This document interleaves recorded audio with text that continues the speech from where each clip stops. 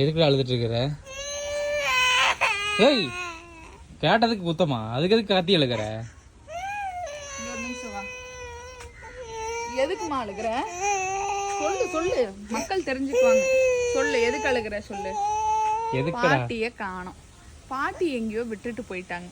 பையனுக்கு பாவம் நெஞ்சு பொறுக்குது இல்லையே. நான்லாம் காலையில போனேன்னா கொஞ்சம் வெளியே வேலை இருக்கு, முடிச்சுட்டு சாயந்தரம் தான் இப்பெல்லாம் வீட்டுக்கு வரேன்.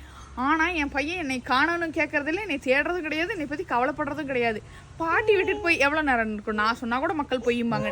ஒரு 1/4 மணி நேரம் இருக்கும்.